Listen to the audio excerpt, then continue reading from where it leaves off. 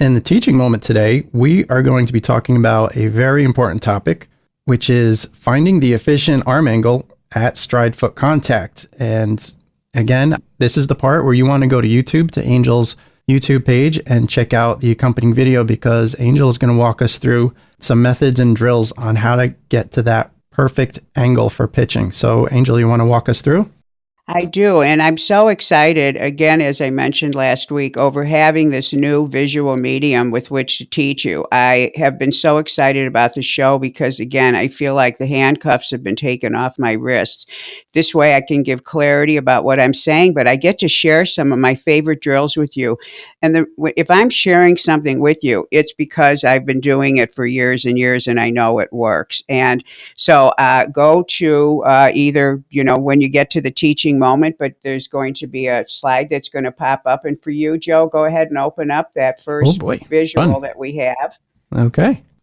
So last week we talked about the late arm. The reason why I'm doing that this week is I got so many responses to this. It was so awesome. People were so thankful to kind of see it and to see what it actually is supposed to look like. And what I want to do now is, even though we're discussing the late arm, which is an error in the arm position at stride foot contact. And if you want to know more about what we're talking about today, please be sure you listen to last week's podcast, because this is sort of like a class. We're building on information. So this arm position of course, has to be timed with the touchdown of the front foot, which with the pitcher can be hopefully not a heel, but it can be the ball, the foot, a flat foot, depends on how the pitcher lands. So many coaches called and said, Angel, how do I get the guys to do this? How do we develop it? So the way that I teach is because I'm a pitching motion instructor, not a pitching coach, a pitching motion instructor. I break down motions into pieces. And whenever there's a big motion with lots of pieces, I like to engineer the motion. And so what I do is I just have a way that I remove a lot of the stuff that causes trouble, like strides, like knee lifts, etc. Break it down into something simple first so the pitcher can always feel something. So in last week's photo, we saw Daniel, who was actually watching us in a stride foot landing position. This is a static position, and this is always how I position the pitcher. I tell him what to do. He lifts his arms up. I make sure his knee is over his ankle. I tell him for purposes of this drill to have the foot flat. I tell him for purposes of the drill to have the back leg be pulled long and straight. I tell him for purposes of this drill to have his glove arm be out straight, even though we know pitchers don't always reach out with the straight glove arm. But for teaching purposes, you make things as efficient and simple as possible, because the purpose of these initial drills is to teach feel and to allow a pitcher to actually experience what would it feel like if my arm was in this position. So for example, if a pitcher's arm is late, or we call it it's going into external rotation too soon. In other words, that forearm would be vertical. Daniel would have his hand facing the sky. Forearm would be absolutely vertical. In either one of those cases, both of the times the shoulders are compromised. They're not really getting a chance to do what they do to accelerate the ball. When a pitcher starts throwing from this position here, he absolutely loves it, because what he's getting the feel of a full range of motion for a full pre-stretch with the shoulder. So in the next slide, which is one of my other pitchers, and I put, for all you guys out there that are lefties, I want to show you, I always think about you. So I put this up for a lefty. So righties, you guys can now see how it feels to be a lefty when everything's usually demonstrated as a righty. So what Chris is doing is he's taking that initial position that Daniel was in, and now he's throwing from it. And that is the first movement part of this drill. Now, what's he getting? He's getting that feeling of the full rotation of that shoulder in the position. Make sure they understand they're supposed to do the full motion, meaning the back leg comes up, it comes around in whatever format they do. Don't let them do a partial motion, just leaving that leg behind. So that's the next step. So first, you have them feel that position. Then you have them throw from this position. And notice as you're watching him, he is not coming out of the glove. He is not doing a knee lift. He's not moving in a stride position. He's able to concentrate on just the throw and the finish. So what he's doing is the tail end of the pitching motion. Now on the next picture, we're going to go back to Daniel again, and now he's doing the next step. Now he's coming out of the glove. Now he's doing what you just saw Chris doing. So we've got him positioning himself. He stops. Then he does the next drill. And when you're teaching this, always make him hit those spots. So we are hitting spots in the motion, just like we do around the plate. So again, notice he's only doing upper body. He's still not striding. Now, why is this? Because it's hard to teach too much at one time. And what I do is I take these drills. They never move on to the next level until they do this one perfectly. But I'm always paying attention to the pitcher himself. So he's getting whatever piece he's ready for. But when you start in this progression, then you have it simple. So now we've got the perfect placement and then the throw. Now what we're going to do is go to the next video. And what you're going to see is now there's two things you're going to notice. One is he's striding out, still stopping and throwing. So now he's added a slide step. Don't add the knee lift in. It will make you crazy if you do. I'm warning you, have it be a slide step and throw. The other thing you're seeing is that he's actually on the mound doing this. Now, at the end, I'm going to give you some of the transitions, and one of the things you'll see in my notes is for each one of these drills, always do them flat, and before you progress to the next one, do them downhill. That way the pitcher is feeling the change because there is a change downhill, particularly when you've added the leg. So now he's getting into the first position, and then he throws. And that's the progression of how you teach this kind of, I'm going to call it the efficient arm action. There's no argument about it. It's efficient. Now open up the last slide, just so for all you coaches, you can see what is the transition here. So we've got step one. Just picture this. The arms were fixed. The legs were fixed. And then he just threw from that position. In step two, the arms start to move, but the legs haven't moved. And then he throws. And in step three, his arms are moving as his legs are slide stepping. So now he's working on the real timing. And then he throws. All three steps need to be performed flat. And then when they're ready, take it downhill. Don't go to the next step until you've tested them downhill. That's a very important piece. So what this does is it teaches the angles, but also the timing. Remember, that arm is supposed to arrive into that perfect angle as the front foot touches down, which signals the end of that phase. What happens from here is the rotation. So make sure that you're seeing no rotation when they're actually doing these drills until they actually hit that spot and then they throw. And if you notice, in some of the drills, the guys were sort of stopping before they continued to throw. I always have them do it in pieces. And of course, the delay between making it fluid continues to change as they get better. And then eventually you say, make it fluid. And you can do that with all the different levels. So that's the progression for teaching this kind of arm action. What do you think, Joe? This is pretty awesome. I wish I had something like this about 20 years ago. So one of my questions is, when you do the slide step and that front foot comes down, should the weight on the feet be kind of balanced, or should there be more on the back or the front, or how should that be? Well, no, they'll have more weight on the front leg because they are transitioning. So the purpose of the stride is to move the body. Let me say it in sort of scientific terms. You've got all your body weight over your one leg in the back. Now on this, they're just coming set, but picture a knee lift. All their weight is on that leg.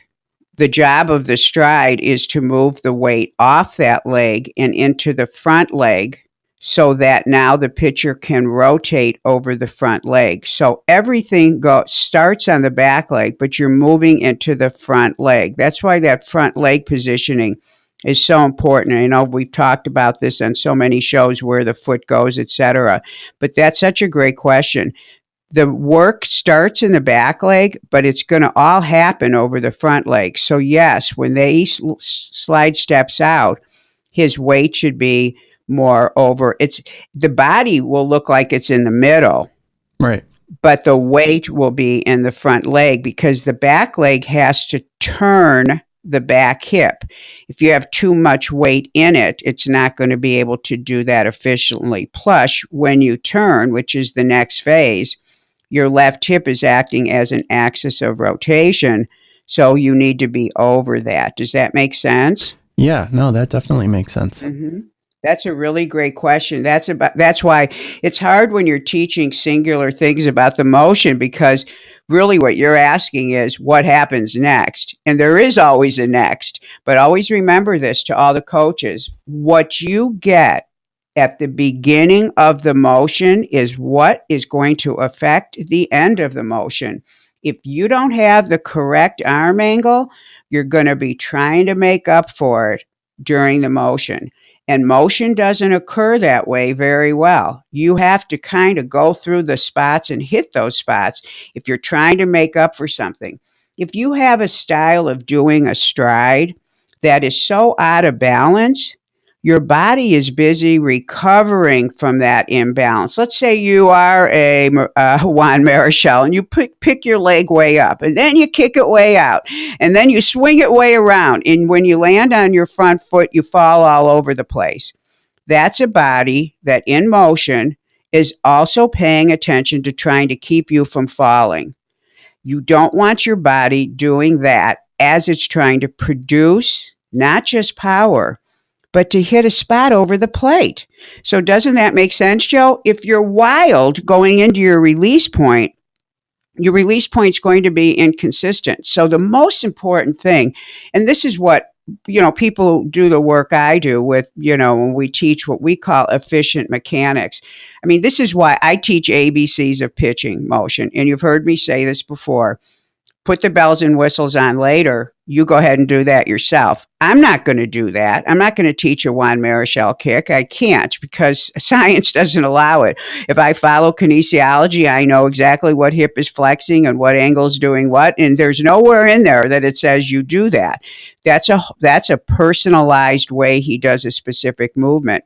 But efficient mechanics is straightforward and simple. And when you have efficiency, you have a better chance of consistency. And with pitching, it's great if you can do it one time. But if you can't repeat it, then you're not of any value because you can't get guys out. So this is an efficient way of doing things.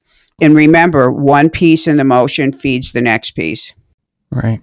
So I have another question, because okay, I remember doing drills similar to this, more for just getting the stride straight, because sometimes pitchers stride closed or too open. So we would do some drills just to kind of start them out there and make sure their feet were lined up properly. Mm-hmm. And something that I remember always happening with certain pitchers is that we would get them in that position, and then they would kind of like, instead of just throwing straight from that position, they would kind of cock back and then throw. And I noticed that the two pitchers in doing this drill, they go straight from that angle where they're supposed to. So I guess you would want to make sure that they're going straight from there and not like trying to over twist any further or trying to load up or anything like that. You want to keep an eye on that, I would imagine. Yeah. So actually, go to back to the video number. Go to the third thing, which is Daniel throwing from the stride foot contact position. That's the one where we're adding the arms. What you're really saying, Joe, is why don't I have him doing a rocker step? Right. Sure. It's called a rocker movement. Whereas he's coming down, and you will see pitchers do that. He'll shift his weight. They'll be in this position. He'll shift his weight back and shift it forward. The reason why I don't have them do that is, number one, well, first of all, let me say something. When you've got them in this position, make sure their feet are correct. Okay, see, that's why they're in a stable throwing position, and the foot's in line with the heel. The heels are lined up. Right. So if a pitcher, once he starts slide stepping, can't get into that, but they've done these drills so much, but it's building in the correct placement. But what it's really building in is the way the hips have to be positioned, because this is a hip positioning thing. The minute you start asking them to shift back and shift forward, you'll start to see imbalances in when they move backward, because the hips, depending on their tightness, and plus it's a very weird movement in the sense that we haven't taught them how to shift side to side without changing their hip joints. And that's a complicated, deep thing, but it's a reason why it's not in this, because the only movement I want is the arms, because I want them to feel the arms. The purpose of this is for them to feel the angle of the arm when their whole body is absolutely correct and silent. And also, I'm limiting the power. You see, and that's why I love your question. I don't want them to have oomph on the ball, which is why a pitcher does it. You'll see a pitcher go back and forth 3 times when they're playing catch with a drill that looks similar to this. They'll go 1, 2, 3. That's giving them a little oomph on their throw. I don't want them to have that. I want them to feel one thing at a time. Plus, when I create drills, I try to keep them as close to the real motion as possible. A pitcher doesn't come up with his arms and go back and forth and then throw. That actually can throw someone timing off. So remember, I'm teaching a timing drill. So I want everything to be perfect, because I know that in 2 or 3 more steps, he's going to be moving his legs. And I don't want to have him he's moving his hips one way and now he's moving his legs another. So I've simplified it. And I know, and my job is to give you coaches ideas. And of course, you're all geniuses in your own right. So take this information and run with it. But if you do add things to it, you might not get the same results. So I suggest you do it my way first, and then let your brain turn on the lights if you have some better ideas or ways to create other drills for yourself. Does that make sense, Joe? Yeah, no, it definitely does. That's a great question, because you know what? Somebody might not have even actually noticed that there isn't a rocker or a rocker, what we call the rocker movement in this. And they might just go out and just do it and not even realize that, no, there isn't one. So I love that you asked that question. That's why I love having you, Joe, because you're the baseball guy. Well, I'm very astute. You asked the questions that like 300 people were probably asking at the same time. So I love it. So 2 great questions. Anything else on this? Well, it's funny because usually when we do this, it takes about 3 times as long for you to explain it. But, they say a picture is worth 1,000 words. I think a video is worth about 100,000. Plus, they're getting your words. Anybody who has not yet checked out Angel's YouTube channel for this episode, I encourage you, when you get home, when you get out of the car, you're done with your gym workout or whatever it is you're doing while you're listening, I do encourage you to just check out the teaching moment lessons here, because seeing it and after hearing Angel talk about it, and it's really very interesting and very helpful to see it like this. And you'll know what I'm talking about once you watch. I can't quite convey what I'm describing here, but this is pretty cool, Angel. This is good stuff. That is great. And listen, everybody, last week, in case this is the first time tuning into this new thing I'm doing, last week, the topic came up of the late arm and the problems with it. And so if you're listening to this and saying to yourself, well, why should the arm be there? I'm not sure it should be there. There's a lot of pictures of the arm isn't there, which, by the way, is correct. Then you want to go to last week's show, go to YouTube, click on just the teaching moment, because in that segment, I didn't know I was going to be doing this segment. I talked about the problems with the late arm, because guess what? So many pitchers have a late arm. They always end up losing velocity. These are major league guys. They end up getting injured. It's a very, very common thing because unless you're doing qualitative analysis, you might not know that the arm is actually not in an efficient position. And a lot of times those pitchers are having troubles in other parts and no one thinks to look at this. So if you're wanting to know why is this arm important, listen to last week's show and then you'll understand why I teach this drill. Because to me, it doesn't matter how late your arm is. It doesn't matter if it's early in external rotation. It doesn't matter if it's long, too short. If the arm isn't right, it isn't right. If it's not in this angle, it's not in as good of an angle as it could be. So even though, for example, in the rules of biomechanics, that angle of the forearm could be a little bit different, why teach it? Why teach the range? Don't teach the wobble. Teach the consistent thing, because you can believe that the pitcher himself will add a little bit one way or another. So we don't teach the deviation of a movement. We try to teach something really solid, and then the pitcher can feel and go through what he needs to go through to learn it. And remember, teaching is the most important part of this. And for the pitcher, it's feeling it. Trust me, when they feel how the ball comes out of their hand, that very first drill will light their eyes up. Just watch. They will love it because they'll all say, wow, the ball just came out of my hand so easy. And that's the comment I've been getting for 20 some years. That's why I know these drills work. So, I love this segment. I love having the visual.